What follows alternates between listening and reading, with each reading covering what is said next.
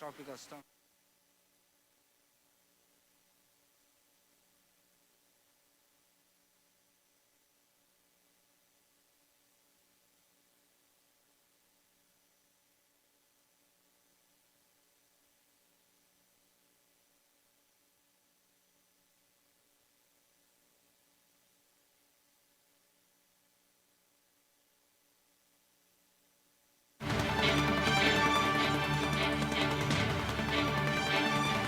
The Newsday continues here on One News Now. I'm Charles Lejano. The Batangas port has resumed operations as of this morning after Tropical Storm Dante forced some passengers to remain stranded due to the heavy rains. To tell us more about this, we have Romel Lopez reporting live from Batangas. Good afternoon, Romel. What's the latest? Yes, Charles, the weather here in Batangas continued to improve, but Tropical Storm Dante did leave some passengers stranded and some evacuation sites flooded here in the province.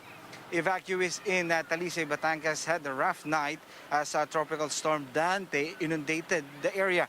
Due to the continued downpour, even the makeshift shelters at the Talisay Senior High School did not escape the flood. These residents all came from the areas near the Taal volcano who fled when it erupted last year. And now, after several typhoons, they are still homeless. Some of the tents had leaking roofs, which made the lives of the evacuees more difficult. In Batangas City, almost 30 stranded passengers took shelter in the Batangas Provincial Sports Complex. Archie Juanites, a retrenched worker from Manila, was supposed to return to Antique, but due to the typhoon, his trip was canceled.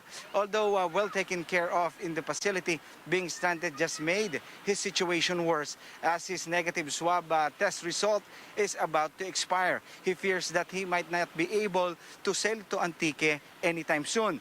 But as the weather improves here in Batangas, the operation of Batangas Port continued 4 a.m. this morning. The provincial government of Batangas vowed to help stranded individuals at their port. Charles, according to the Philippine Coast Guard, from 40 affected forts in the country, Wednesday, only 29 remains non-operational due to the tropical storm Dante. Likewise, stranded passengers are now down to 577 from 1,000 plus yesterday. Charles? Thanks for that, Romel. That was Romel Lopez reporting live from Batangas. The country's health experts admit that the national vaccination rollout leaves a lot to be desired, especially in terms of the inoculation rate. Here's the rest of the story. The COVID-19 downtrend seen over the past weeks in the NCR Plus bubble is now disappearing or seeing a reversal. This according to recent findings of the OCTA research group. Based on the data, COVID-19 reproduction rate in the bubble increased from 0.57 by May 25 to 0.68 by the end of May. This pushed the R0 of the entire country to 1.09.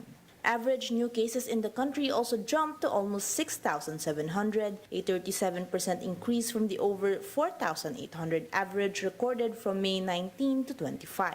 OCTA says it's possible that residents from Metro Manila brought variants to other provinces. Regions that had not experienced the surge are now experiencing a delayed surge. Now, this pattern suggests that someone brought the variants from Metro Manila to these regions to set off these outbreaks. Among the areas outside Metro Manila that are currently experiencing surges are Tuguegarao, General Santos City, Batangas City, Davao City, Antipolo, and Santa Rosa, Laguna. On One News The Chiefs, OCTA's Professor Guido David warns of super spreader events that caused upticks in NCR. We are seeing an unstable trend right now, which means that we don't know, we're not certain if it's going to go up or going to go down. What we are seeing, part of the reason is that we're seeing a lot of these super spreader events happening. A lot of transmissions are actually happening in these social gatherings instead of, maybe in offices. The group also noted that the vaccination drive has done little in slowing the rise in COVID-19 cases so far. We will not see a significant impact on transmission until the vaccination rate reaches about 30 to 40% in the population. So we're dealing with millions of people in the NCR alone, we're not even close to that yet.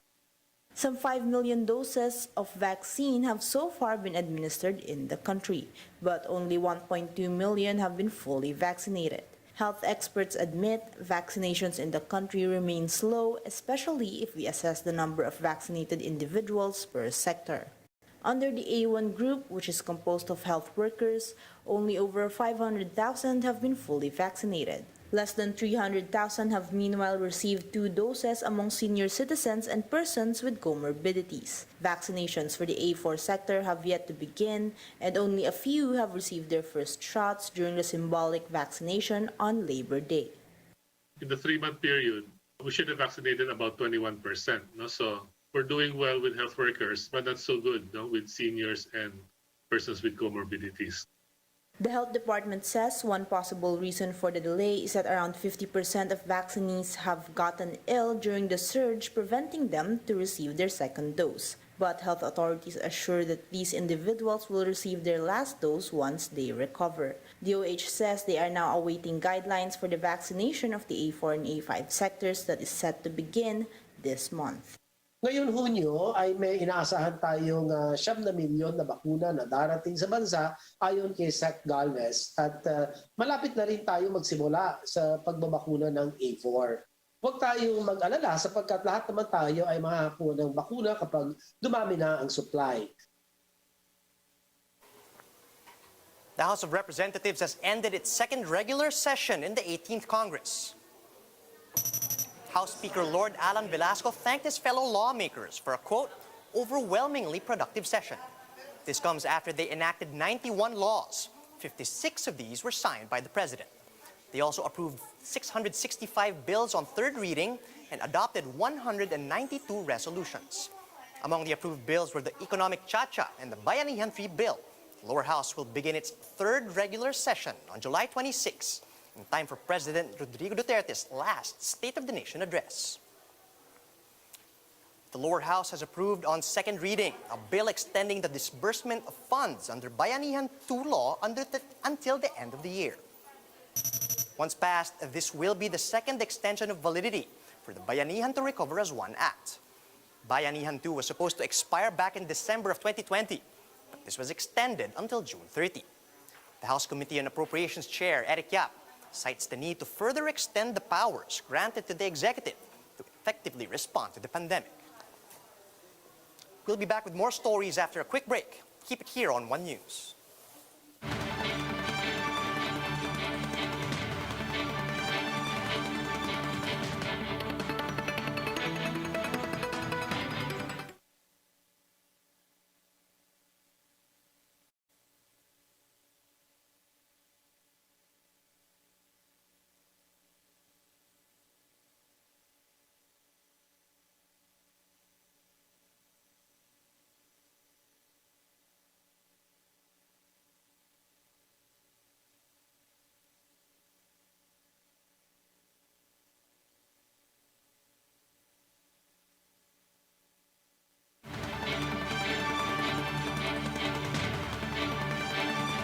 You're still watching One News now. I'm Charles Lejano. PAGASA reports that tropical storm Dante is maintaining its strength as it moves over the West Philippine Sea. Let's get more details from PAGASA weather forecaster Ariel Rojas. He's joining us on the line. Good afternoon. Could you tell us, Ariel, the location and intensity thus far of Dante? Charles, tropical storm Dante continues to move farther from land. We have lifted the tropical storm wind signals over some parts of Pangasinan and Zambales and Tarlac. At 10 a.m., the center of tropical storm Dante was located 205 kilometers west-northwest of Dagupan City or 190 kilometers west-southwest of Sinait, Ilocos Sur. It continues to pack winds of up to 65 kilometers per hour near its center, with gusts reaching up to 90 kilometers per hour, and is fast-moving northwestward at a speed of 35 kilometers per hour. Light to moderate rains will continue to be experienced over a large swath of the west side of Luzon, especially here in the western side of central Luzon, in Mimaropa and in Calabarzon. So the residents of these areas are alerted still against possible landslides and flash floods. Gale warning is also in effect over the northern and western seaboards of northern Luzon, and sea travel is not advised for small sea crafts in these areas. Dante is expected to weaken further into a tropical depression in the next 12 to 24 hours, and by Saturday it should just be a remnant low pressure area from its former cyclone or storm category. Charles? Thanks for that, Ariel. When are we expecting Dante to exit the PAR? Dante is not expected to exit Philippine area of responsibility as mentioned previously. It will weaken into a tropical depression and eventually a low pressure area while still inside the Philippine area of responsibility. Thank you for clarifying, Ariel. Are there any other weather disturbances that you guys at PAGASA are currently monitoring? Yes, we're monitoring a low pressure area inside the PAR. It was last 850 kilometers east of southern Luzon. This low pressure area still has no effect or direct effect on the Philippine weather.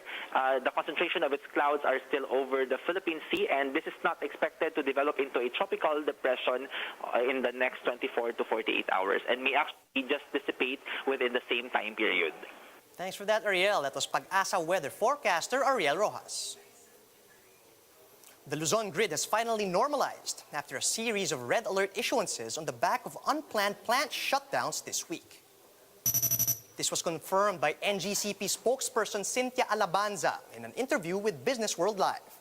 Alabanza says that the grid operator lifted all red and yellow alerts for the Luzon grid yesterday because one power plant came online.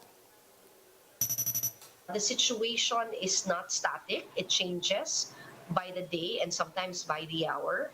But right now, the latest projection that we received from our system operator this morning, the grid is under normal conditions and we see no foreseeable red alert for the day.